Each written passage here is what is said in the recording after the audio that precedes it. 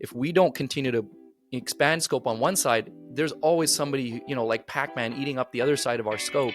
Absolutely. There's online, whatever it is, there's virtual, refractions and things that are already available. If we stay stagnant, it's not actually that we're going to stay status quo. We're going to continue. It's actually going to contract. We're going to shrink.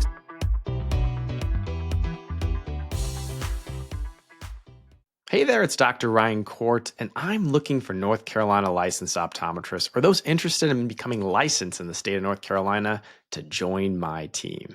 If that's you or somebody you know, reach out to me on social media or email me at ryan.court1@gmail.com.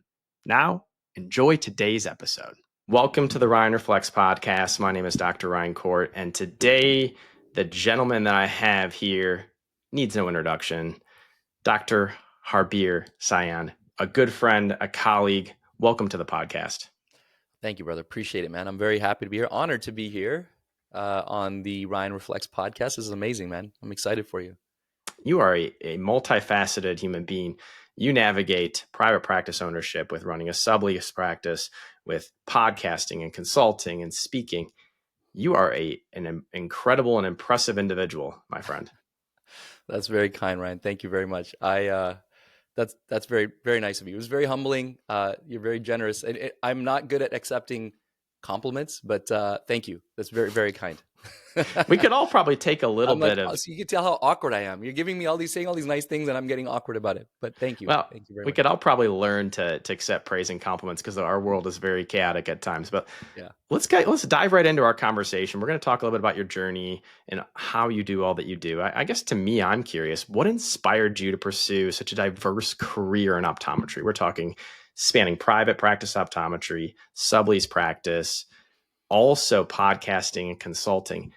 What inspired you to do all this?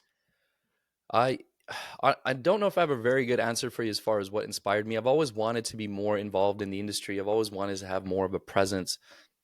I've always felt, I remember saying this to my wife a decade ago, that I feel like there's just more. At that time, we are just starting out the sublease. That was our first practice.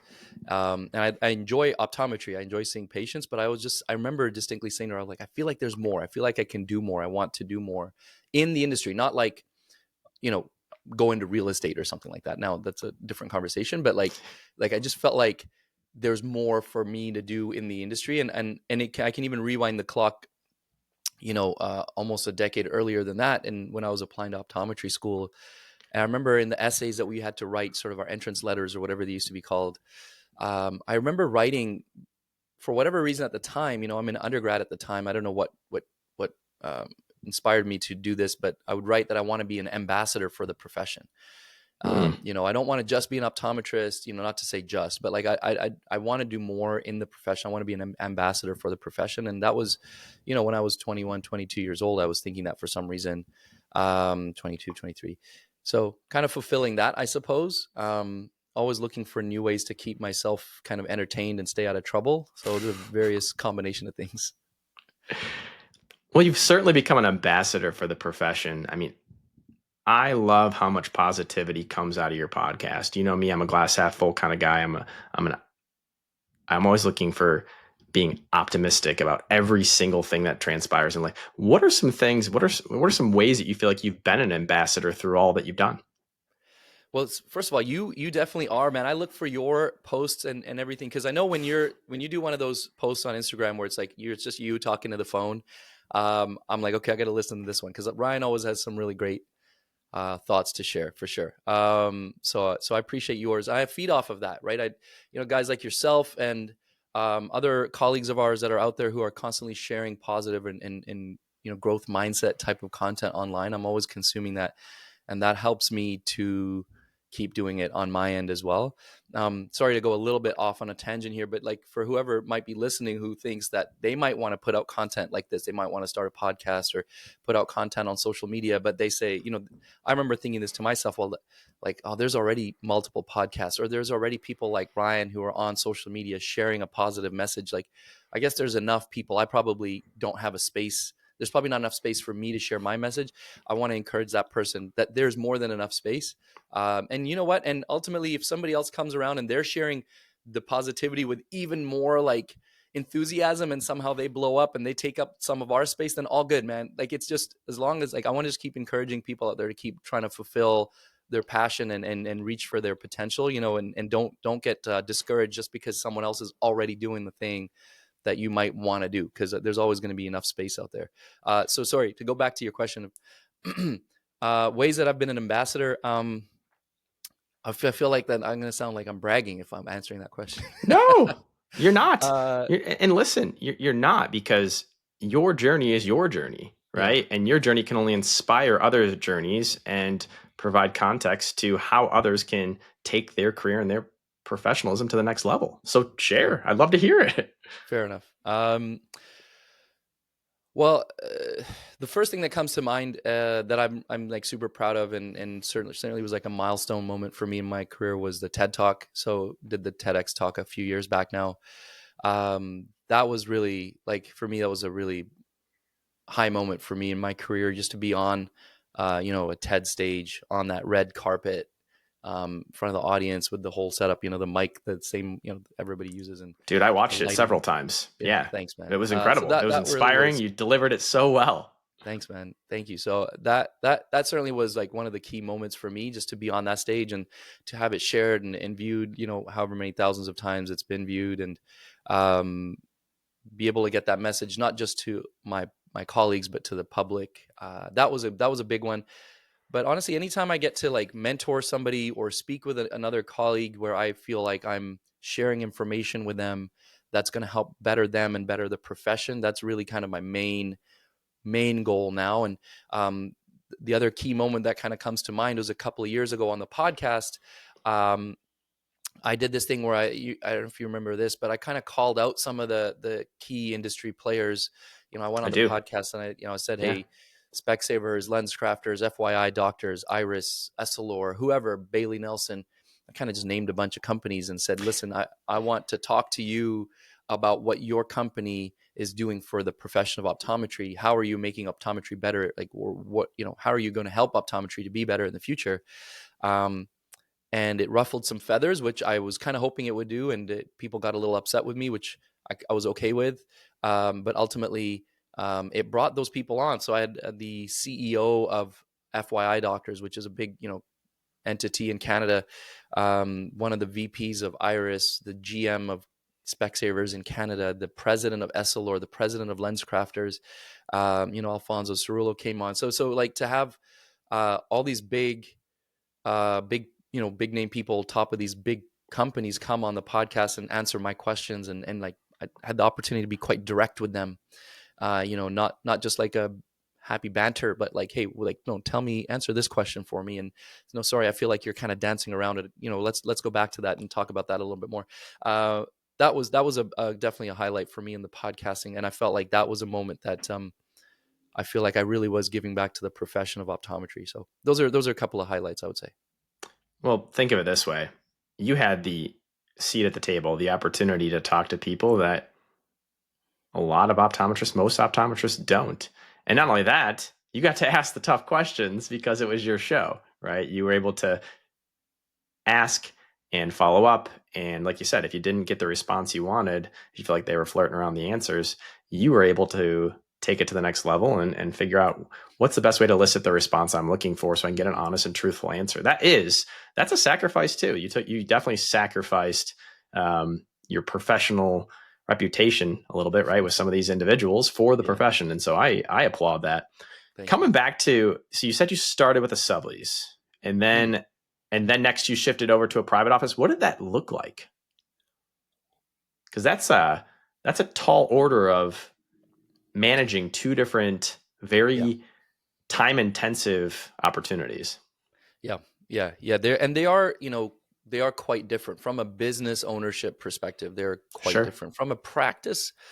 Optometrists in the exam room setting, they're not that different. Um, when I'm sitting in the exam room in the sublease, I think this, unfortunately, the perception out there is it's just spin the dials and here's your prescription and see you later, right? Spin and grin, as somebody's on my podcast had told me before. Um, just because you're in a corporate setting doesn't mean that that's how you practice. You don't have to.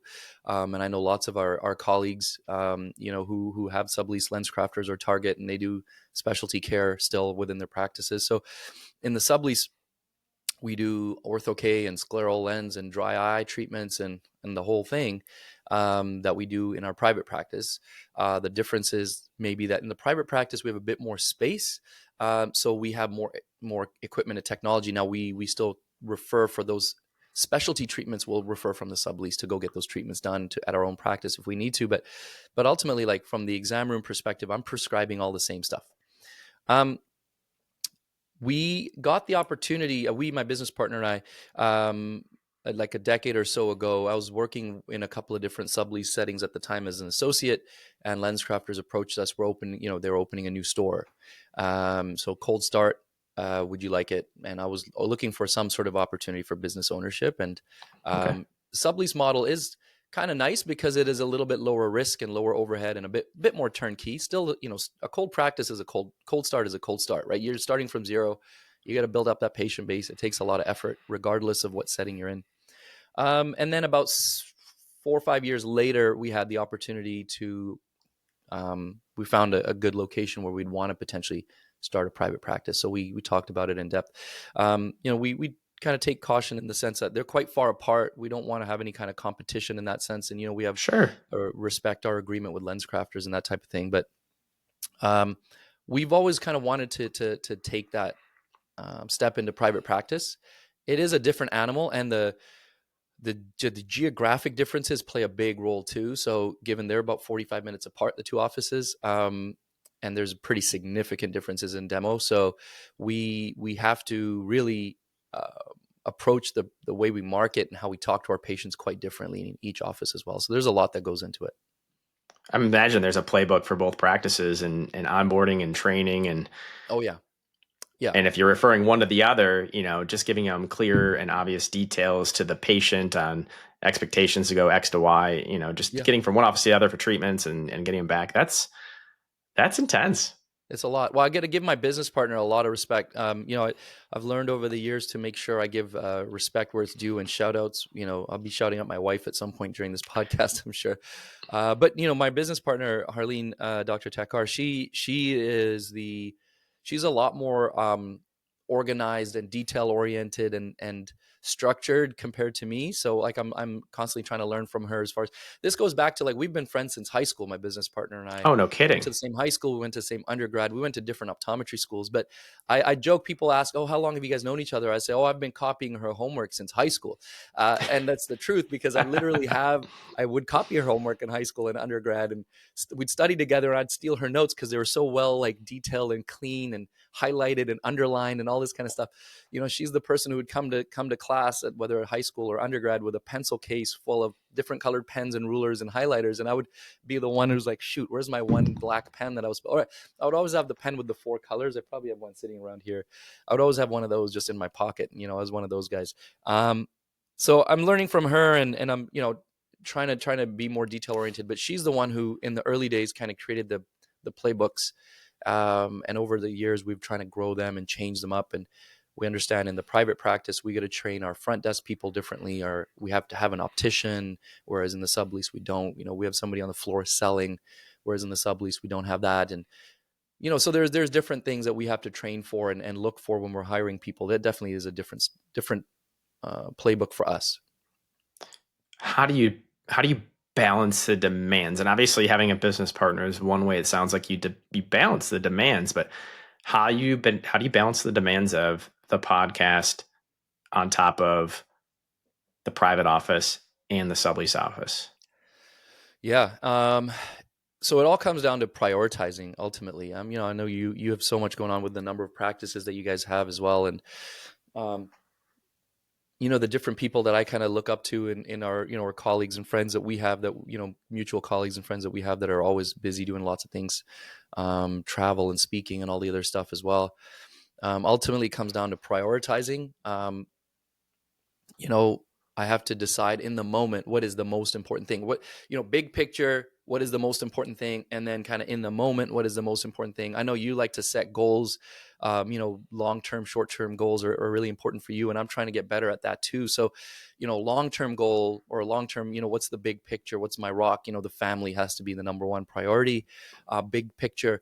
The next thing is the clinic. The clinics, focusing on them, and then short-term, those priorities can shift. Ultimately, in the moment, the family is always still going to be the most important thing, but then maybe it's, I got to prepare this lecture for this, I'm going to academy next week, or I'm going to wherever lecture conference next week. I got to prepare for that. Or, big podcast coming up with Ryan today. I got to make sure I'm mentally prepared for that.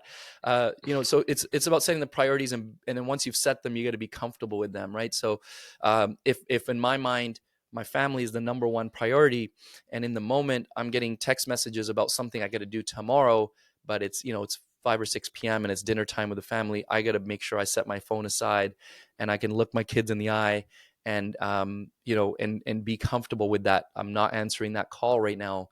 I have to remind myself in those moments, no, this little human in front of you is your priority right now. And sometimes I'm not perfect at it. My wife just called me out on it actually the other day. She's like, hey, you're on your phone a bit too much this evening. Okay, cool. I got to put that away. Dinner time, bedtime, got to get all that sorted out first. So it's about setting the priorities, and sometimes you're uncomfortable because, the other thing still seems really important. But and then when you look back and you say, I'm glad I had my priorities set because I did the thing that was really important to me.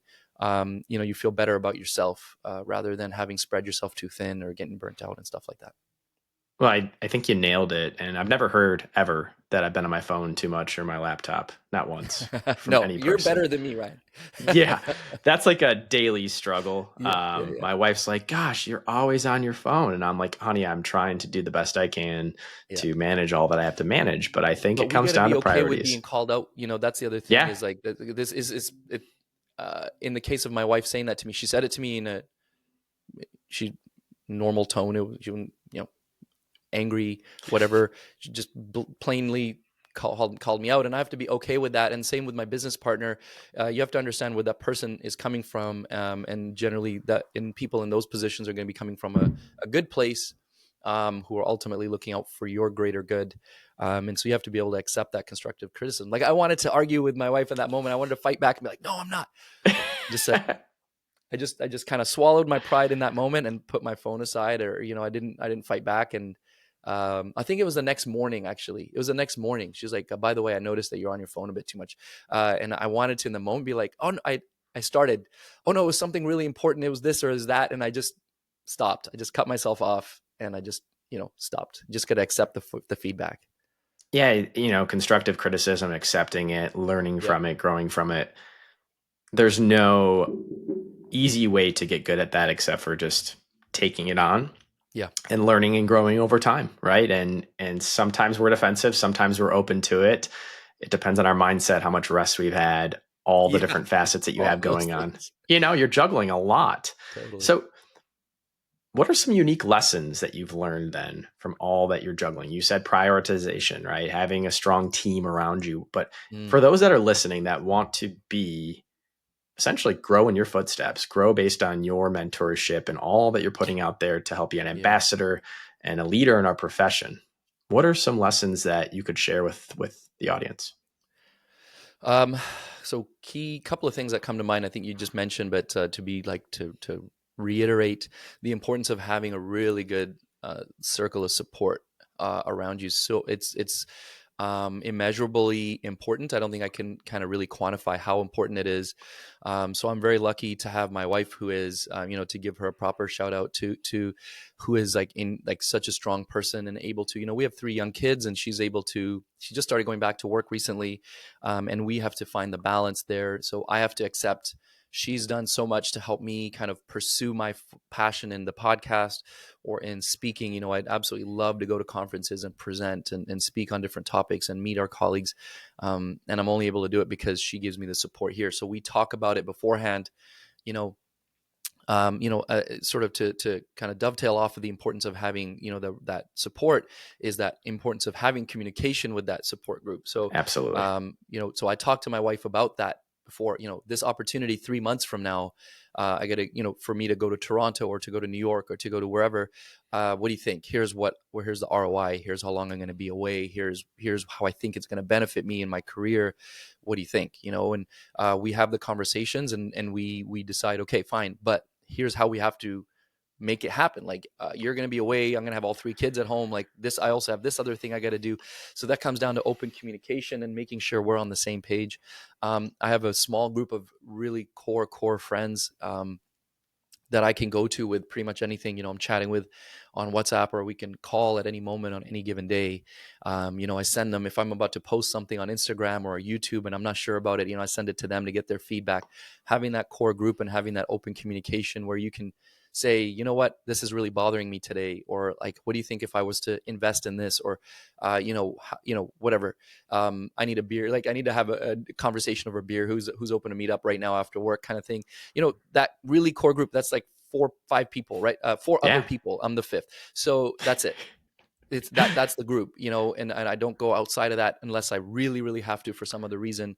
Having that super core group is extremely valuable, and the communication with them, being able to get uncomfortable and say things once you have that core group and have that open communication. Sometimes you have to be a bit uncomfortable, or get uncomfortable to say the thing that's on your mind. And then also the feedback that we just talked about. So part of that core group of friends is we know that we're going to receive some pretty blunt feedback sometimes from each other.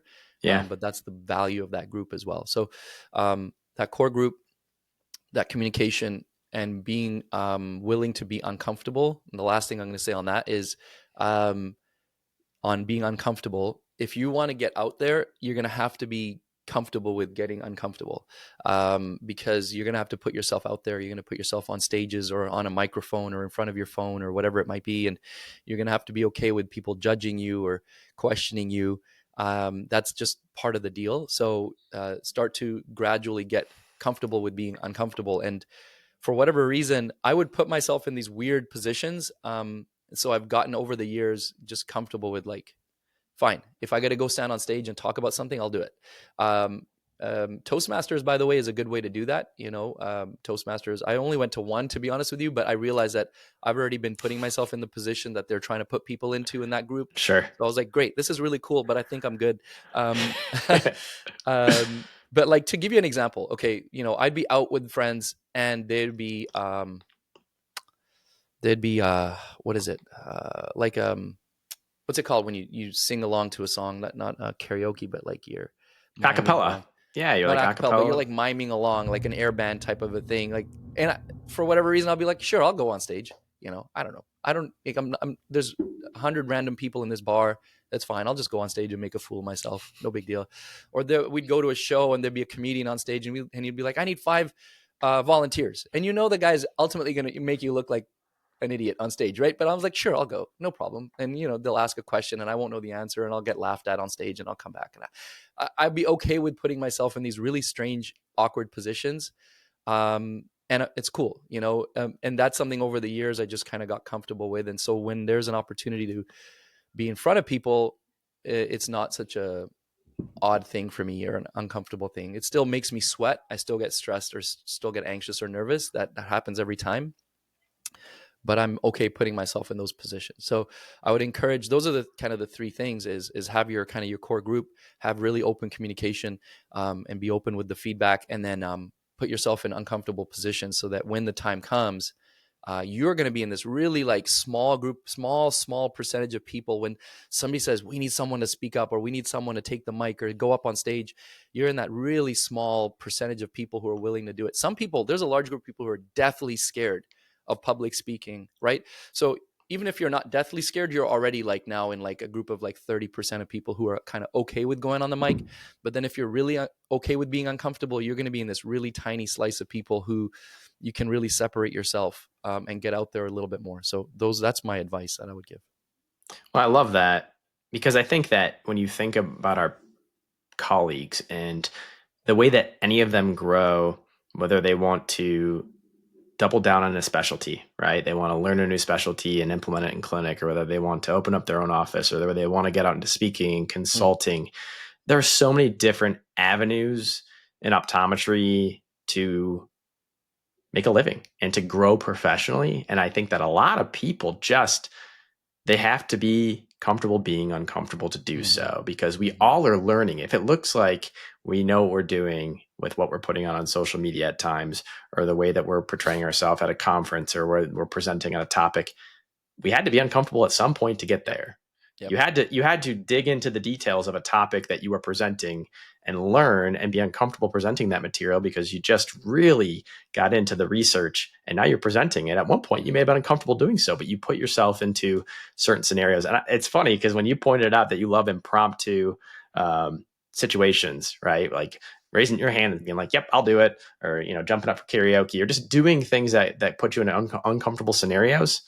I could have picked that, no problem. Like if you gave me like a list of things that you'd be considered doing to grow professionally, I would 100% see that. So when the podcast came out, if I remember correctly, that was right around COVID, right? Was Yeah. that Mm-hmm. 2020, the year of It 2020? was. It started towards the end of 2019. Yeah. Okay. End of 2019 was kind of, wow. So you didn't, for some reason, I thought it was born out of COVID. So you actually thought of this prior, and then COVID was like the whole world stopped and we're all shuffling, and you're like, you know what, I'm already doing it. Yeah. Tell me, like, what inspired you to get that up and running? So it's been 5 years. So it was 20 October 2019 is when I released the first episode. I was doing a bunch of Congratulations, different by the things. way. I didn't mean to Oh, thank interrupt you, but 5 years, congratulations. you. That's Yeah, thanks, man. insane. 5 years and like 160 something episodes now. So Wow. slowly just kind of chugging along.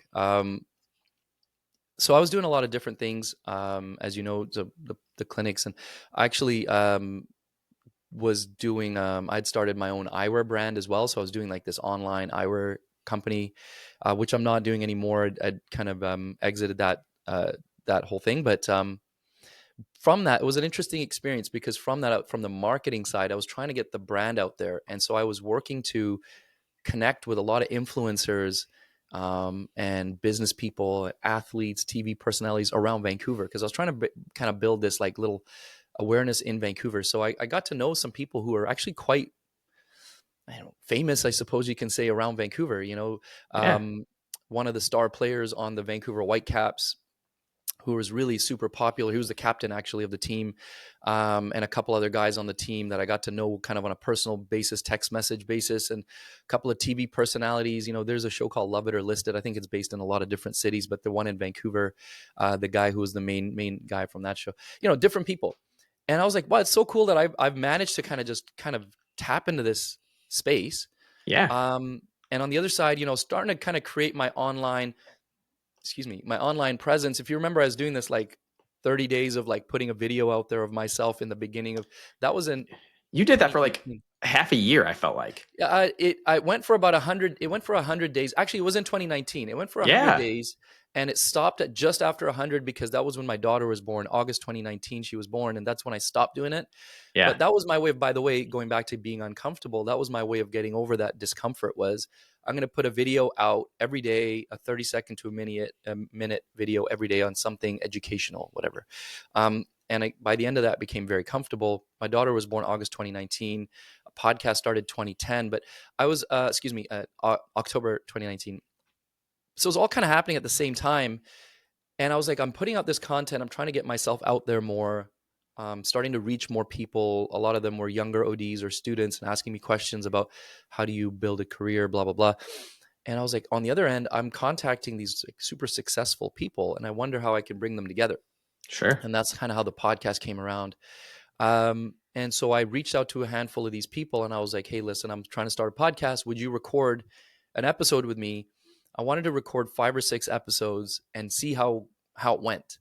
And I did them all in person. The goal was to do them all in person in the exam room. So the vision I had was the guest was the patient. I was the doctor as the interviewer, and I was going to talk to the patient, just as the podcast goes now, but like in person. And I just recorded it on my little digital DSLR camera that I had, and I bought the same lights that I'm using here off of Amazon, and I bought these wireless mics off of Amazon. Altogether, I already had the camera, the mics, and the lights cost me like $150, something like that Okay. Yeah. total. So it was like inexpensive to get started. It was just a matter of getting these people in the room. And the conversations were great, man. I was learning so much from these people, and I felt like I actually built an even stronger relationship with them.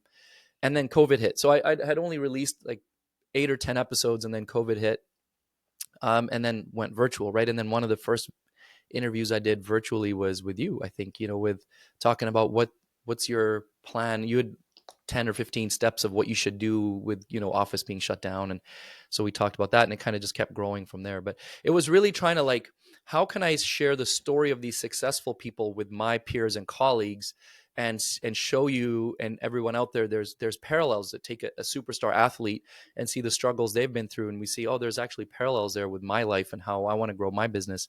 And that was kind of the initial. And so it started from there, and then it grew into like, I actually want to use this platform to better the profession somehow. So now I'm talking to people about how are we going to grow the profession.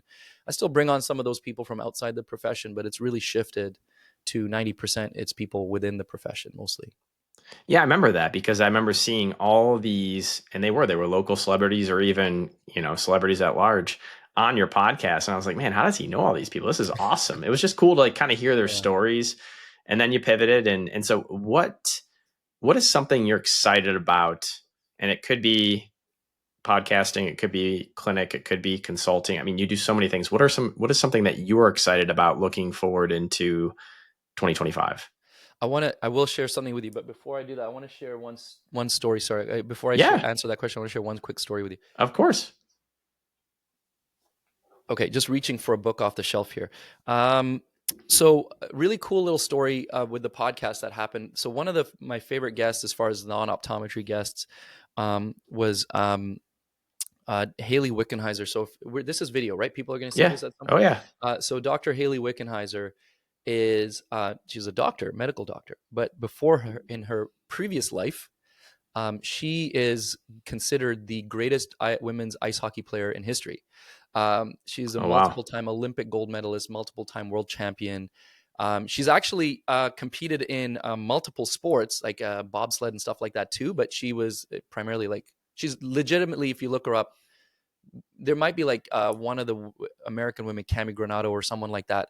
But basically, she's the one or top two greatest women's ice hockey players ever. She's like the Wayne Gretzky of women's ice hockey, right? So she scored the most goals and played the most games and all this kind of stuff. So she came on the podcast. So something interesting happened was my daughter, my oldest daughter, who's now 7, but a couple of years ago, she was, when she was 4 or 5 years old, she has this big book. It's called Big Book of, gosh, it's like 5-minute stories of amazing girls or women or something like that, right? So it's this big book, and it's just got these stories of different women throughout history, Amelia Earhart and Michelle Obama and other people, and Haley Wickenheiser's in that book. Oh Um, wow. and it's a story about how she grew up in this like tiny little town in Saskatchewan and on a farm, and she had to play hockey with boys because she was too good. And back then, 30 years ago, there was no girls like hockey really. Structured, organized hockey. So she would play with boys all the way till she was an adult. She played with boys and then with men because there was just not enough women's hockey. And talked about how much she went through and how much resistance she met with coaches and families and parents and stuff. Anyways, so we're reading this book, and I was like, hey, saying to my daughter, I was like, look, your dada's reading this book about the same person. Like, I was just reading this book. And I posted it on Instagram. I was like, you know what? My daughter, we're sitting here on the couch together. She's reading this book about Haley Wickenheiser, and I'm reading this book about Haley Wickenheiser. How cool is that? And I tagged Haley Wickenheiser in it. And she responded. She was like, wow, that's so amazing. Your daughter's reading a story about me. That's so interesting. And she reshared it on her side. And I just took the shot. I messaged her. I was like, hey, thanks so much for resharing. Any chance you'd like to come on my podcast? I'd like to kind of share your story about now you're becoming a medical doctor. And she said, yeah, fine. I'll give you 30 minutes. She gave me 30 minutes while she was walking her dog. Because Wow. she, at this time, was doing her medical residency and working full-time with the Toronto Maple Leafs in their head office. Wow. Like the Toronto Maple Leafs, right? Like the NHL team in some sort of like advisory role or whatever it was. So she gave me 30 minutes. She came on. She was amazing. And I just love that story because like what an amazing human being to kind of do that, right? And to share her insights into her career and then her medical profession, her medical career now.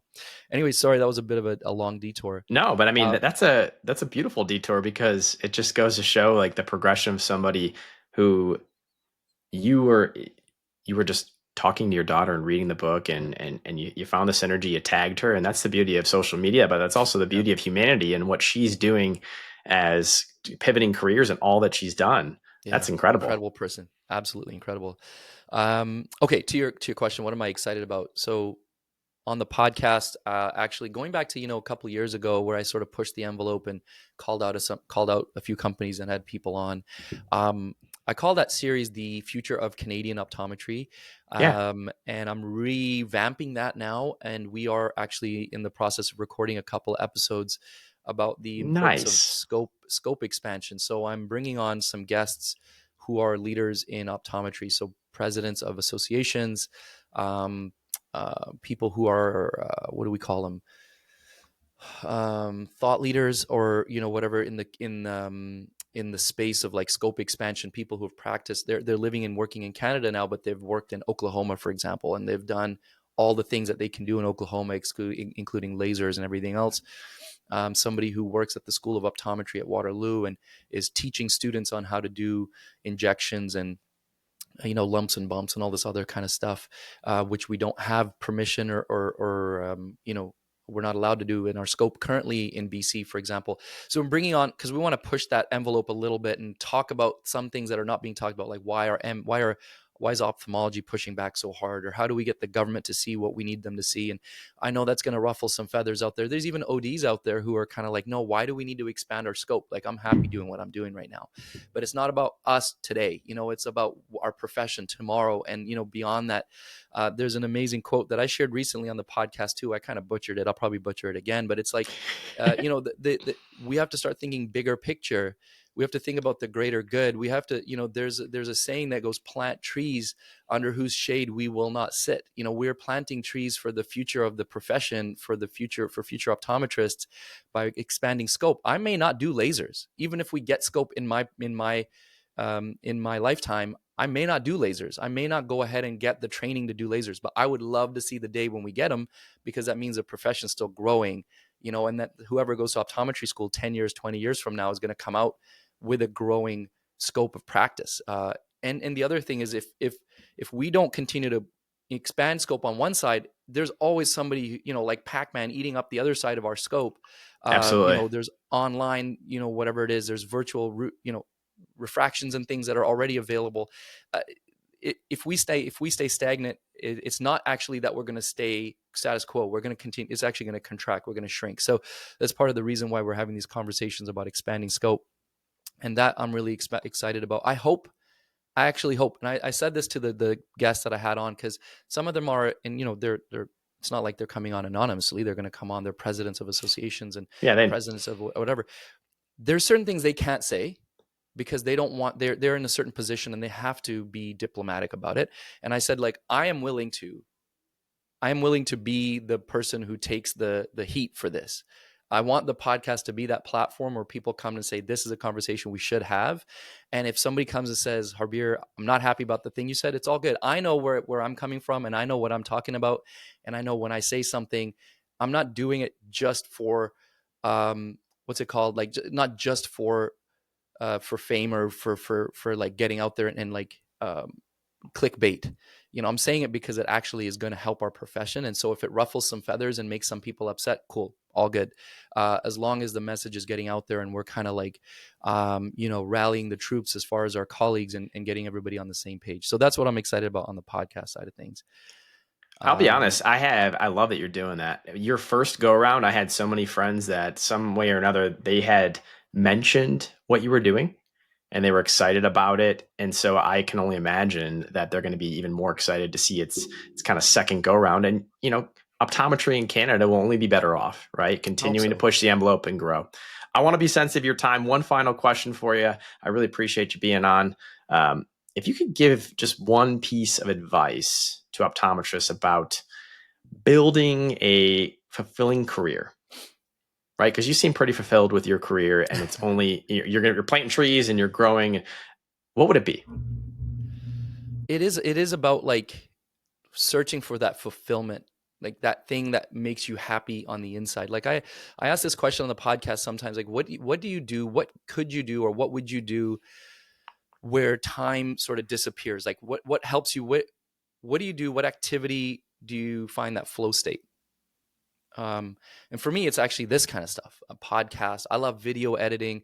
Now, I can't make enough money doing the podcast to like sustain like my lifestyle or my family and everything else. So fine. I actually really enjoy patient care. So when I go to patient care, what can I do in patient care that would help me feel fulfilled as well as still make money? So I like right now, I love myopia management. I love ortho K fitting. So that's new for me. Ortho K, I just started fitting this year. So I Oh, would wow. say maybe now I'm talking through this is don't ever stop searching. Continue searching for that fulfillment. It's not ADHD. It's not like short attention span. Like, oh, I like this, I like this, I like this. But like, what's the actual thing that provides you fulfillment in your career, in the different facets of your career? So be open to expanding, like we talked about, doing the podcast or speaking or consulting. If you love speaking, go talk to contact lens companies and dry eye companies and so on, and ask them if there's opportunities for speaking opportunities. You might still keep doing your 9 to 5 optometry thing, but you'll get fulfillment from speaking. Continue to search for that. Find it. We have this sort of internal radar for that. We do, if you let it kind of like guide you. I think that's really important. And that's how I've sort of found all these different things that I like to do. And so I think continue to let yourself search for that fulfillment in clinic, outside of clinic, and do the things that help fulfill you. And so that way you're always content and happy, and you want to wake up on a Monday morning. You don't say, oh, it's just Monday. Like I was pumped to wake up today because I got to speak with you, Ryan, right? That's the kind of things that keep you going 7 days a week. I absolutely love that. And diversification of your professional career is kind of what I took away from all that. It's never stop learning, never stop growing, never stop searching. Do what's right by yourself and the profession, and you're going to be pretty fulfilled. Yeah. Dr. Harbir Great. Sian, thank you for Can I leave being you with one on. more? Sorry, before you Yeah, end. Sorry, man. This is the podcast host and me coming out now, right? I So love it. I gotta cut back a little. I'm the guest. But the last thing is there's a quote. Oh gosh, I don't. It's a long quote, so I'm not gonna share the whole thing. But if you look up Wolfgang, oh God, shoot, von Goethe he's like a 1700s German philosopher or something like that. Okay. But there's a quote about just getting started. Like there's power and magic. Literally, the quote kind of says this: there's power and magic in starting, just getting started. When you have passion and you want to move towards something, everything kind of moves out of your way. The universe aligns and this funny things start to happen, things that you never would have thought, right? Like the podcast has led to all these interesting opportunities that I didn't even know existed. I went to Bali earlier this year because of the podcast. You know what I mean? Like there's things that I never would have imagined somebody would have said, Harbir, we'll invite you to come to Bali for a few days with us because of the podcast. Like that's crazy. But it happened. It was part of what led me to the TED Talks, so it's when you do something and you do it with passion and you lean into it, interesting things start to happen. So that's the last thing I want to just say on that. Couldn't have said it any better. I want to thank you for being on the podcast. If people want to connect with you, and you're one of the more easy people probably to find on the internet, but what are your preferred ways of being communicated with? And of course, a shameless plug for whatever you want to plug. Thanks, brother. Appreciate that. The 2020 podcast, please find the 2020podcast.com. Search for it on Apple Podcasts. If you just Google it, it'll come up. But if you search for it on Apple, Spotify, YouTube, sometimes searching my name is easier. Harbir Sian, HarbirSian. Also HarbirSian.od on Instagram. Please reach out to me. I really encourage, when I meet people at conferences and stuff, send me a DM on Instagram or on LinkedIn, and I would 100% respond. I always love having a conversation with colleagues or students, anybody out there who's listening. I'd love to. Yeah. And I can attest to that because you and I met online before we met in person. Yeah. And so thank you for being on today. And I confirm we're both taller than we look online, and Ryan's actually taller than me. So yeah, we're both above 6 feet. People when they meet me in person, yeah, people don't realize that, and that's okay. Yeah. But hey, listen, thank you very much. Thank you for everybody who stayed and listened to the podcast. Don't forget to like, subscribe, and stay tuned for my next podcast where we can reflect and grow stronger together.